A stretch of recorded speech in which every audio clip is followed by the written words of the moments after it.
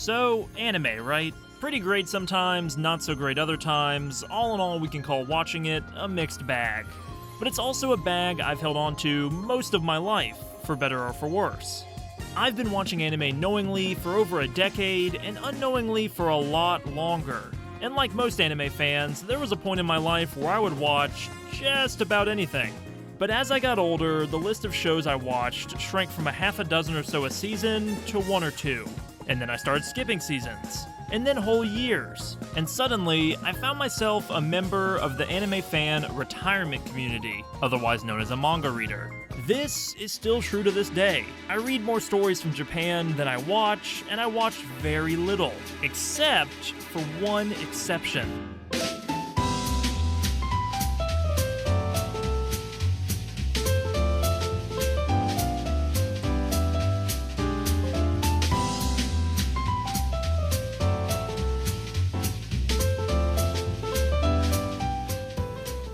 I absolutely love going to the movies, probably to an unhealthy degree. This shit ain't nothing to me, man. Good, bad, terrible, excellent, I usually see it. There's just something about that big screen experience that tickles my brain in all the right ways. So if an anime film makes it to theaters, I'll almost certainly try and see it, and maybe even talk about it on this channel.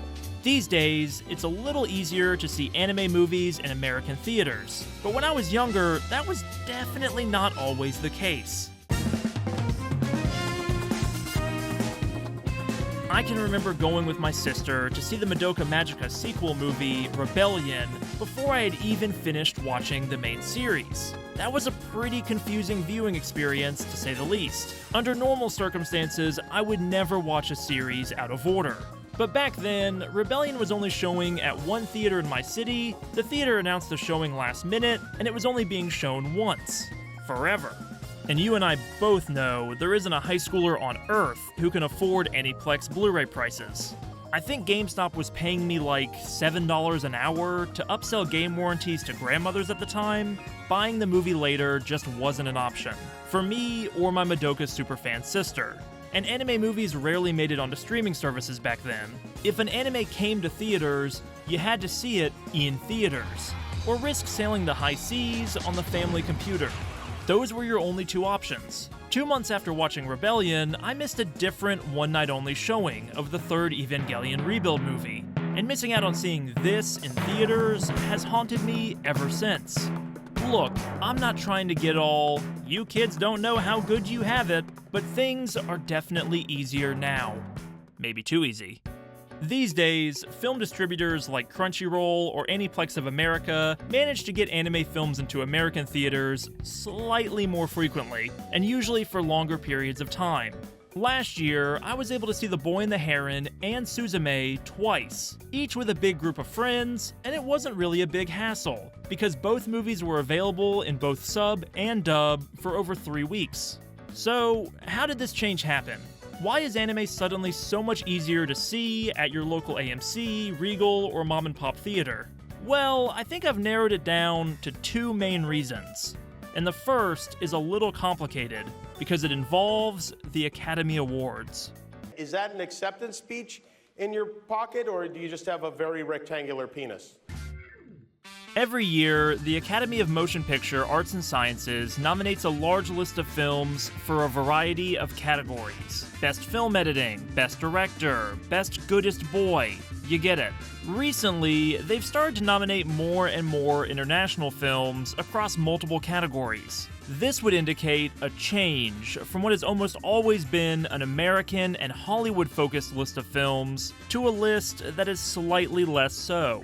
This change is largely attributed to the Academy expanding their voting body to include more women, people of color, and international filmmakers. It turns out that when you diversify who votes at the Oscars, it will lead to a bit of a shift in what sort of movies get nominated, where those movies were made, and even how likely they are to take home a prize. Because of this shift, more foreign films are showing up in American theaters, which if you didn't know is a requirement to qualify for most categories, including the top Oscar prize, Best Picture.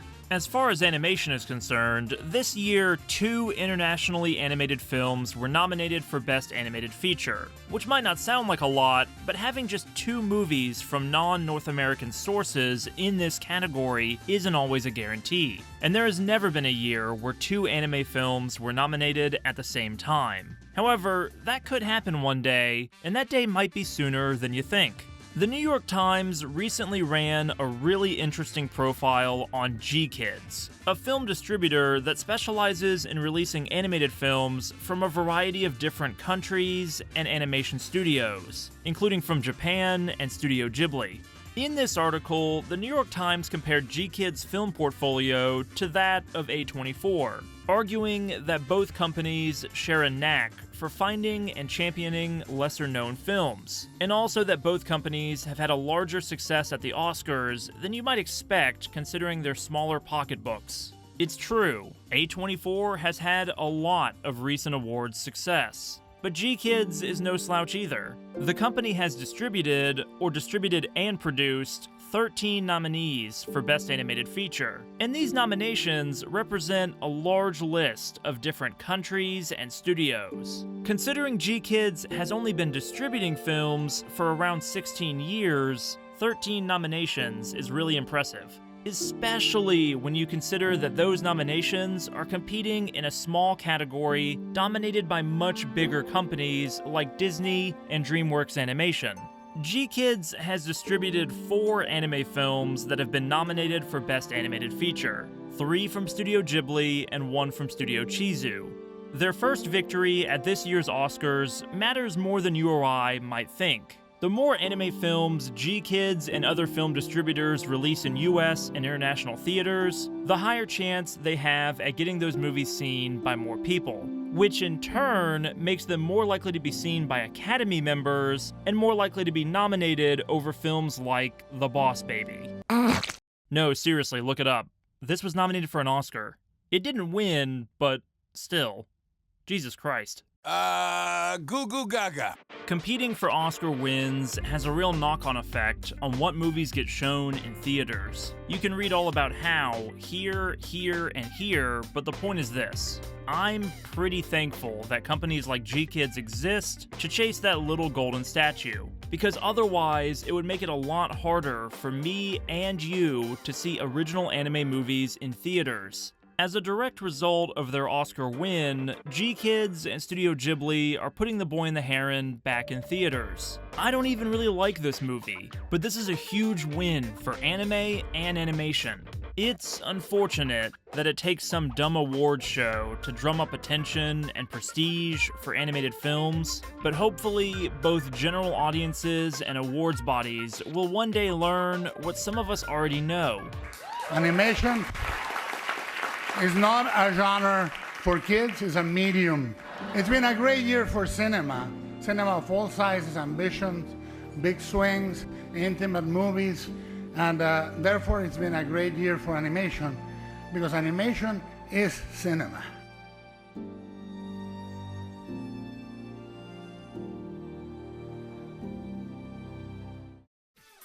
So, remember how I mentioned that there were 2 reasons for anime showing up in international movie theaters? If chasing Oscar prestige is one, what's the other? Here comes the money. Here we go. Money talk. Here comes the money. It's April 2021. After more than a year of lockdowns, movies and movie theaters are opening back up in the US. Unfortunately, options for what to watch are pretty limited. If you were like me and you just couldn't wait to get back to the movies, you basically had 3 options for what to watch. There was Nobody. It's basically John Wick, but he's played by Saul Goodman, and the movie looks a lot worse. Or you could have gone to see Mortal Kombat. No, not that Mortal Kombat. Not that one either. This one. Yeah, I don't really remember it either. If you're watching this video and you were able to safely go to the movies around this time, then there was a good chance you skipped both of these in favor of option number 3, Demon Slayer Mugen Train.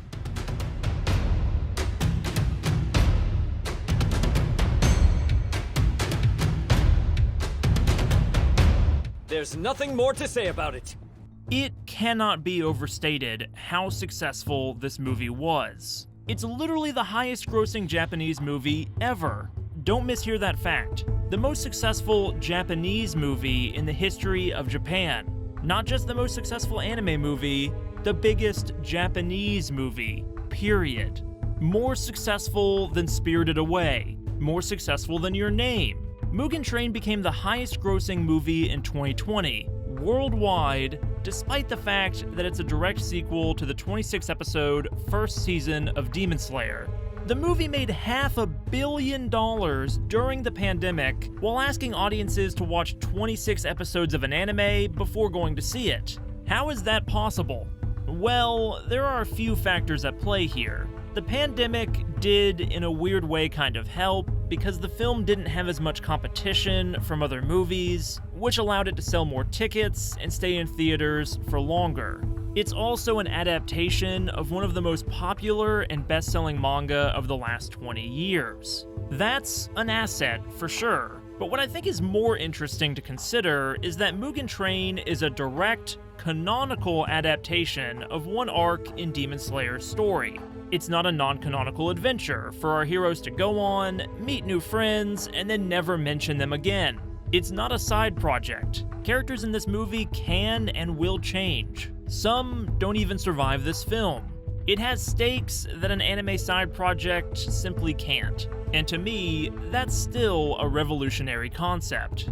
There have been canonical anime movies in the past, Madoka Magica Rebellion, which we brought up earlier, being one of them. But the vast majority of anime based on existing source material like manga or light novels have traditionally avoided adapting their main story for the big screen. If anime properties do come to theaters, it's usually for non-canonical side adventures or compilation films, where a studio cuts a dozen or so episodes of an anime into a digestible 2-hour experience. Studio Ufotable flipped this process on its head. They put out Mugen Train a whole year before Demon Slayer's second season aired. If you were a fan of this series, getting to see this arc adapted that much earlier was probably too tempting an experience to pass up. So thousands of people did just that. They paid for tickets, returned to movie theaters for the first time in ages, and watched the continued adventures of Tanjiro and Nezuko on the big screen. And I was one of them. So how did I feel about Mugen Train? Well, I thought it was a pretty good movie. I even teared up a few times when I first saw it. Did that have more to do with my investment in this series, which is admittedly a little low, or my excitement at returning to theaters, which was sky high at the time? Probably a bit of both. Mugen Train is a really well put together film, with some super creative visuals, a great soundtrack, and a dramatic ending that felt like it had real narrative weight. My only problem with the movie is that Ufotable's little experiment was too successful, and now it feels like every anime studio is trying to recreate what they achieved with Mugen Train. I think we can directly link this movie making $500 million with the world we now live in, where series like Kaguya-sama Love is War, Haikyuu, and Chainsaw Man are choosing to adapt some of their source material as movies. On the one hand, this is great news. More anime in movie theaters. It's exactly what I want, and what I've been advocating for throughout this video. However, we are talking about adaptations here, and not all manga or light novels have story arcs that fit neatly into a movie-length experience. There's also the issue of splitting up a fan base between fans who want to, or can, see a movie in theaters, and fans who cannot. Watching a movie in person is appointment viewing. It inherently takes more effort and definitely takes more time than loading up Crunchyroll or Netflix to watch one episode of an anime at home. And as we talked about earlier, access to anime movies is getting easier in the US, but there are still a ton of international markets where watching anime movies in theaters just isn't an option or is very limited. For those fans, it will be hard to keep up with anime that choose to adapt part of their story as a theatrical experience, and some of those fans will not return when the series comes back around to streaming. I've lost momentum with anime I really enjoy because I missed out on one or two entries that made the jump to theaters. It's not an adaptation per se, but I still think Psycho-Pass makes for a good example of what I'm talking about. Trying to stay a Psycho-Pass fan these days is a bit of a nightmare because the series has made more movies and movie-length specials than actual seasons. It makes for a clunky viewing experience, and projects like these can really kill an anime's popularity or momentum if not handled correctly. And I'm not saying anime adaptations should avoid canon movies altogether. A movie adaptation can lend a lot of cinematic weight to a story arc, and some adaptations just make sense as movies, either because the source material is short, or contains a shorter arc, or maybe includes a prequel narrative ripe for a movie treatment. I'm not saying it can't work, and I'm definitely not advocating for more non-canonical side movies, because those often don't. I just want anime movies to continue to feel like events when they do happen, and I want them to feel special, not like cash grabs. To its credit, Mugen Train felt special at the time of its release. Demon Slayer to the Hashira training, which I watched recently in theaters, did not feel special. This is such a bizarre project. It's basically the end of the last season of Demon Slayer, clumsily stapled onto the start of its upcoming season. Have you ever tried to watch the third act of a movie and then the first act of a movie? It doesn't work at all.